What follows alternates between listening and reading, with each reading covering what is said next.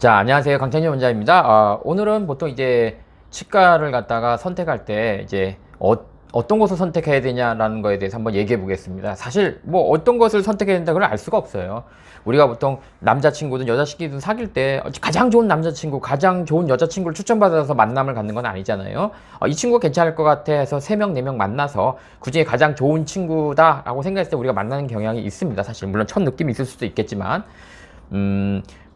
어떤 사연을 한번 먼저 시작하기 전에 어떤 사연을 한번 살펴볼게요. 이제 어느 치과 선생님이 예전 개원했을 때는 한 30% 정도 치과 치료비를 부풀린 것 같은데 이사 왔더니 뭐 여기는 뭐 제대로 한다라는 그런 뉘앙스의 댓글을 치과 전용 사이트에 다셨습니다. 이건 뭘 의미하느냐?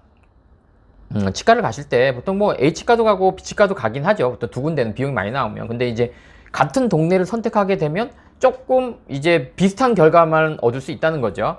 그래서 치과를 가실 때에는 내가 A라는 동네에 살거든 A도 가지만 뭐 소개로 조금 더 나가서 B라는 동네에 가서 한번 진단을 다시 받아보는 것도 필요하다라는 것을 갖다가 이런 댓글을 통해서 우리가 짐작할 수 있습니다. 그래서 왜 이런 일이 일어날까? 뭐 제 추측으로는 뭐 어떤 이게 진단 기준이라는 게 있거든요. 어떤 데는 좀 더 이런 거는 하지 않아. 어떤 데는 조금만 심해도 해 라는 진단 기준이 있으면 사실 진단 기준이라는 건 의사마다 다르긴 하지만 이 진단 기준은 작은 것도 해야 되는 쪽으로 우리가 낮춰질 수밖에 없는 거예요. 왜 그러냐? 예를 들어서 나는 심해져야 해. 근데 앞에 치과는 이 정도는 조금만 해도 이거 안 하면 나중에 신경치료 해야 됩니다라고 해버리면 환자들은 이 치과에 가서 다 하게 돼요.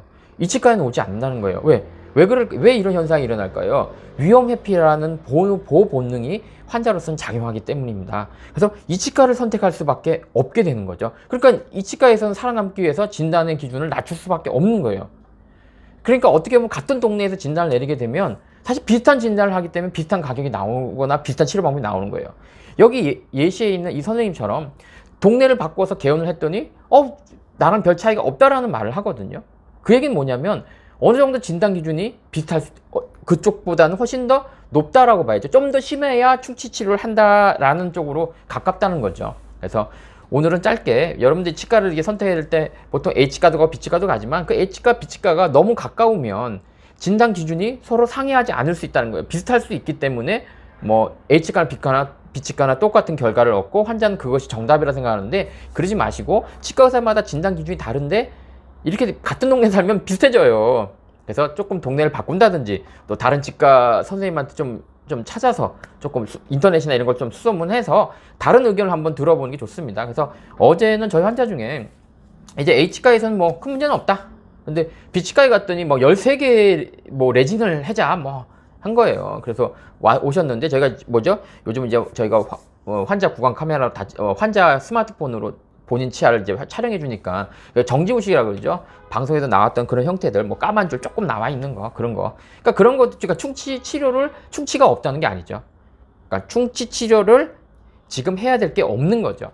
망하면 어떻게 돼요? 1년마다 검사하면 되죠. 본인이 무인도에 가서 한 5년 10년 안 와. 그럼 하고 가세요. 뭘 그걸 걱정을 해. 근데 1년마다 치과를 갈 생각이면 안 해도 된다는 거죠. 근데 일부 선생님은 이런 얘기를 해요. 환자가 안 오면 어떡해? 그럼 환자한테 얘기를 하라는 거죠.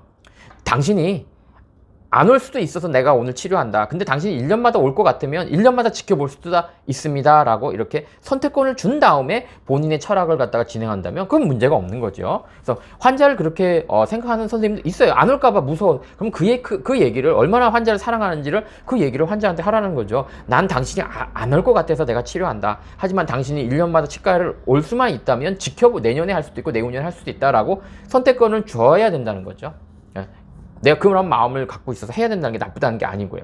자, 그래서 뭐 그런 것도 어느 정도 이제 이해는 돼요. 근데 심한 것들은 그렇게 말할 수는 있지만 아까 말한 것처럼 누구나 뭐 10명 중에 정말 9명, 10명이 자기 가족이라면 안 할 수 있는 뭐 초기 뭐 검은 줄 간 거 이런 거는 솔직히 뭐 치대생이 해도 뭐 안 하는 건 알잖아요. 뭐 그게 뭐 환자가 올지 안 올지 뭐 환자가 그런 거는 솔직히 몇 년 안 온다고 해서 뭐 뒤집어지거나 뭐 내가 충치를 파야 되는데 파야 될 양이 확 줄거나 그러지도 않아요. 그래서 물론 100개 중 어떤 분은 그렇게 해서 심한 것도 있어요 라고 한다면 그럼 본인이 데이터를 내야 돼요. 100개 중에 도대체 몇 개가 그런 건가? 응? 우리가 진단학에서 얘기하는 건 뭐냐면 100개 중에 100개를 더 어떻게 맞춰요? 우리가 뭐 지금 무슨 병 때문에 검사를 하지만 100% 맞는 건 없는 거죠. 응? 100개 중에 100개를 다 맞추려면 간단해요. 조금만 까매도 치료하면 100개 중에 100개를 다 맞출 수는 있어요. 물론 내가 이런 진단을 높여서 100개 중에 한두 개가 손해볼 수도 있겠죠. 하지만 그렇다고 해서 네 의사가 잘못 진단을 내는 게 아니라 틀렸다고 말할 수 없다는 거죠. 오히려 내가 지금 100개 중에 100개, 나는 우리 치과에서는 내가 충치치료해서 나한테 큰소리 치는 사람 아무도 없어라고 하는데 오히려 진단 기준이 너무 낮을 수도 있다는 거예요. 거꾸로 얘기하면. 그러면 돈도 벌고 사실은 뭐 환자도 뭐라고 할 건 아니지만 엄밀히 따진다면 충치 진단 기준이 너무 낮을 수 있다는 거예요. 조금만 있어도 한다는 얘기죠. 아니 노란 색깔만 보여도 치료하면 나빠질 게 뭐가 있겠어요. 지금 당장은 뭐 10년 후 20년 후에 환자가 또 떼고 또 떼고 또 떼고서 망하는 한이 있더라도. 그래서 오늘은 치과를 가실 때 꼭 같은 동네에서 샘플링을 하지 마시고 좀 더 바꿔서 샘플링을 해야 되는 것을 어떤 치과 사이트에 올라진 게시글, 물론 저를 갖다 좀 비판하긴 하지만 뭐 이걸 예시로 한번 들어 설명하겠습니다. 자, 여러분들께서도 치과를 가실 때는 꼭 좀 동네를 바꾸어서 간다든지 조금 이런 노력을 좀 하셔야 좀 더 좋은 결과를 얻을 수 있습니다. 자, 즐거운 하루 되세요.